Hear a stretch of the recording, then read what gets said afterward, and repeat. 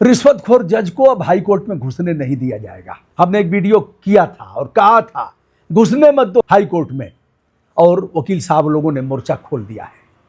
शुरू हो गया है, हड़ताल करेंगे, अनिश्चितकालीन हड़ताल करेंगे। यशवंत वर्मा रिश्वतखोर जज, जिसने जनता का खून चूस करके गलत फैसले दे करके 15 करोड़ रुपए एक स्थान पर रखा था, पता नहीं कितने आवास उसके होंगे, कितनी जमीनें खरीदा होगा, जैसा कि एक आईएएस अधिकारी इस समय चर्चा में चल रहा है। कई 100 बीघे जमीन, जहां जहां डीएम रहा, 5-5 स्थानों पर डीएम रहा, और भांग खा करके उसे नियुक्ति दी जाती रही। तमाम लोगों ने आवाज उठाया, लेकिन उस आवाज का कोई असर नहीं हुआ। अब जब पानी सर से ऊपर चढ़ गया है तो उसका निलंबन हुआ, उसके एक सहयोगी को जेल भेजा गया है। आइए साहब, हम जज साहब पर चलते हैं। यशवंत वर्मा जो दिल्ली हाई कोर्ट के जज रहे हैं, अब उनका ट्रांसफर किया गया है इलाहाबाद उच्च न्यायालय। पहले यहीं थे, यहीं वकालत भी की, यहीं जज हो गए और यहीं अस्थाई जज हुए। यहाँ से फिर दिल्ली चले गए, फिर लूटते रहे, लूटते पता नहीं कितना लूटा, किनको लूटा, हमें आपको लूटा, और किसको लूटेगा। हमारे और आपके खिलाफ फैसला किया ऐसे रिश्वतखोरों से, ऐसे पूंजीपतियों से पैसे लेकर के, और फिर अब कह रहा है कि साहब जो स्टोर रूम में था ना पैसा, स्टोर रूम से हमारा कोई मतलब नहीं था। रे बाबू, स्टोर आपका है और आपका मतलब नहीं है। जज साहब कह रहा है कि कौन आता था कौन जाता था, हमें क्या पता।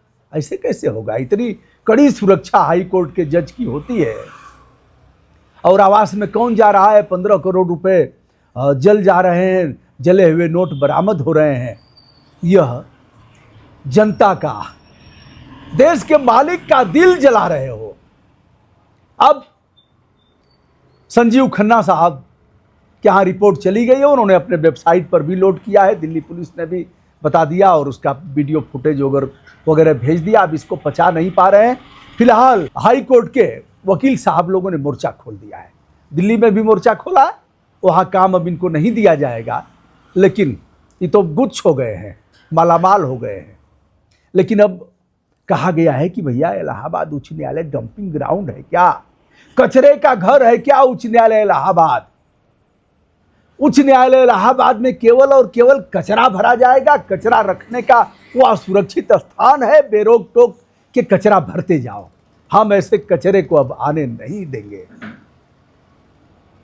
वकील साहब लोगों ने मोर्चा खोल दिया है, उधर ट्रांसफर कर दिया गया है। अब त्रिशंकु की तरह वह जज यशवंत वर्मा लटका हुआ है। काश ऐसे लोगों को पकड़कर घिरा करके जेल भेजा जाता, जैसे तमाम अपराधियों को। बाबा क्या पत्र लिखेंगे कोई सुप्रीम कोर्ट के मुख्य न्यायाधीश को कि इनके यहाँ आने से? लिखा जा सकता है, मैं लिख सकता हूँ, बाबा तो सीएम है।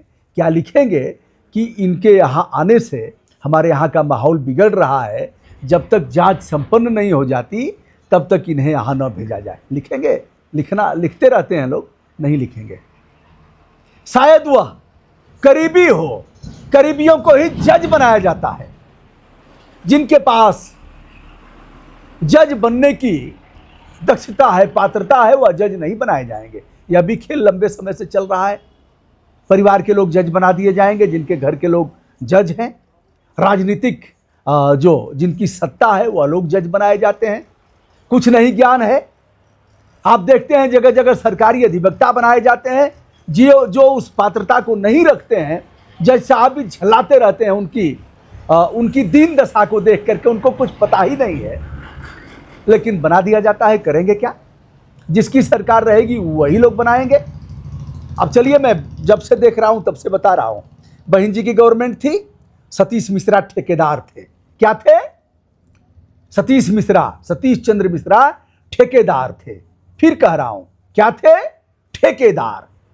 ठेकेदार यानी सरकारी अधिवक्ताओं को नियुक्ति दिलाने का ठेका किसके पास था? सतीश चंद्र मिश्रा का। अगर अकड़ेंगे तो मेरे पास प्रमाण है, और अकड़ भी नहीं पाएंगे। लेकिन सब चुप थे, कोई दल कुछ बोल नहीं रहा था, किसी को बोलने का साहस नहीं था। उसके बाद क्योंकि आने वाले समय में काम इनको वही करना था। धरतीपुत्र का समय आया, उन्होंने भी अपने लोगों को उपकृत किया, चाहे राज्य सूचना आयोग हो, पिछड़ा वर्ग आयोग हो और तमाम ऐसे आयोग हैं, उन्होंने भी किया। बहन जी ने किया। राज्य सूचना आयोग में ब्रजेश नाम के थे, एक कौन पांडे थे, मैं उनके आयोग में जाता रहता था, देखता था, खेल जारी था। उनके तमाम जो जूनियर थे अधिवक्ता, उनको राज्य सूचना आयुक्त बना दिया। प्रमुख सचिव स्तर का वेतन और अन्य सुविधाएं होती हैं। फिर साहब अखिलेश यादव ने भी वही काम किया। फिर आए बाबा जी के समय में भी वही काम हुआ। अब फिर नियुक्ति होने जा रही है राजनीतिक कार्यकर्ताओं को ऐसे पदों पर। हमारे यहाँ एक थे, चले गए बेचारे, दिवंगत हो गए। हमने कहा हुटर बजाते हुए चल रहे हैं और अरे बाबा समय मिला है, थोड़ा उपयोग कर लिया जाए। हमारे साथ ही थे, काम किए थे भारतीय जनता पार्टी में। हमने कहा मैं आपके ऊपर अपराध दर्ज कराऊंगा। बाबा इस समय तो नहीं करा पाएंगे। हमने कहा करूंगा, या प्रोटोकॉल आपका है, प्रोटोकॉल में दिखाया गया है कि आप जा रहे हैं भारतीय जनता पार्टी की बैठक करने और आप सरकारी साधनों का प्रयोग कर रहे हैं। अरे बाबा चलने दीजिए, इतने दिन के बाद तो मिला है। बेचारे दिवंगत हो गए, उनके बारे में कुछ नहीं कहना है, हमारे अच्छे मित्र थे और नाम न लिया जाए। उनको भगवान उनके चरणों में स्थान दे। बड़ा काम किया था तो मिल गया था, लेकिन यह नहीं जानते। ऐसे ही तमाम लोगों को देखा जा सकता है। आप भी, मैं कहूँगा कि आप जागरूक होइए, क्योंकि हमारा पैसा है, जनता का पैसा है और उस पैसे का इस प्रकार से दुरुपयोग होना यदि आप देखेंगे तो यह ठीक नहीं है। 6 महीने की कॉल डिटेल्स निकाली जाएगी जज साहब की, और फिलहाल हुजूर अवकाश पर हैं। हिम्मत हुजूर करेगा कि नहीं करेगा हाई कोर्ट आने का। मैं यह नहीं कहूँगा कि भैया मारामारी करिए जज साहब लोग, और यह भी नहीं कहूँगा कि हड़ताल करिए। हड़ताल करने का भी आपको अधिकार नहीं है। हड़ताल आप करेंगे तो मैं मोर्चा खोलूँगा। अकेले कहूँगा हड़ताली अधिवक्ताओं को कानून का ज्ञान कराओ। हाई कोर्ट तक लड़ा हूँ वकील साहब लोगों के खिलाफ, बनारस में लड़ा। जब यह लोग करते थे, ब्रजेश सिंह, मुख्तार और इनकी त्रिभुवन सिंह की पेशी होती थी, जितने ऐसे लोग थे तो हम लोग 3 लोग तख्ती लगा के बैठते थे। हड़ताली अधिवक्ताओं को संविधान पढ़ाओ, हड़ताली अधिवक्ताओं को कानून का ज्ञान कराओ। और उसके बाद भैया चप जाते थे ये लोग और हमारे खिलाफ किया, मुकदमा किया, मानहानि का, यहाँ से हाई कोर्ट तक चला। हाई कोर्ट से हमको न्याय मिला, फिर ये लोग चुप हो गए। हम भी तो लड़ाकू हैं, और आप गलत हैं तो वकील रह करके क्या करेंगे, क्या हमारा बिगाड़ेंगे। लेकिन समय बहुत खराब हो गया है, तब से अब समय खराब हो गया। समय यह है कि आपके विरुद्ध मुकदमा दर्ज हो जाएगा। अरे कर दो, बक कर रहा है, कर दो, दिमाग ठीक हो जाएगा। फर्जी मुकदमे कर दिए जाएंगे। और यह समय का तकाजा है कि माहौल और बिगड़ता जा रहा है। धरना प्रदर्शन जगह जगह खत्म हो गए। हमने मोर्चा खोला था, मुलायम सिंह के समय में उनके मंत्रियों के खिलाफ मोर्चा खोला था, और अखिलेश यादव के समय इनके मंत्रियों के खिलाफ मोर्चा खोला था। इनके गांव में चढ़ करके, मध्याह्न भोजन नहीं बनता था, हमारे यहाँ के 2 कैबिनेट मंत्री थे, उनके गांव में चढ़ करके हमने किया था। कभी निजी तौर पर इन लोगों ने नहीं लिया, मोर्चा खूब खोला, गांव में चढ़ करके प्रदर्शन किया। समाचार पत्रों ने 3-3, 4-4 कॉलम का छापा था, लेकिन यह लोग आगे नहीं आए। समय बदल रहा है और एक अकेला थक जाएगा, मिलकर बोझ उठाना, साथ ही हाथ बढ़ाना।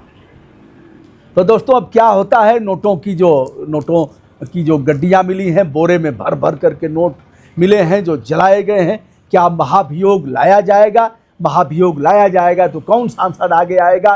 क्या अगर आएगा तो पक्ष विपक्ष दोनों मिलकर के महाभियोग में सहभागी होकर के ऐसे रिश्वतखोर जजों को हटाएगा? इस पर भी हम चर्चा करेंगे, और अगले वीडियो में हम बताएंगे कि जज साहब लोगों को कैसे पकड़वाया जा सकता है रंगे हाथ, जैसे अन्य लोक सेवक पकड़े जाते हैं। केंद्रीय गवर्नमेंट के लोग, प्रदेश की सरकार के लोग, पकड़ता कौन है और इन्हें कैसे पकड़वाया जा सकता है, इस पर भी हमारा वीडियो रहेगा।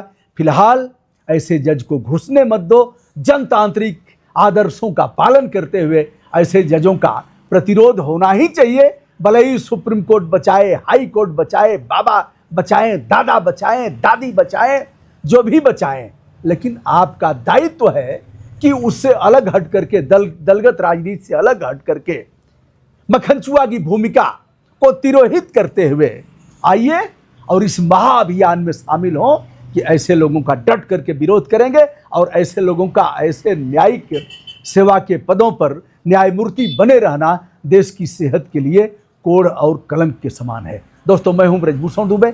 संपूर्ण आदर के साथ हमारा प्रणाम स्वीकार करें।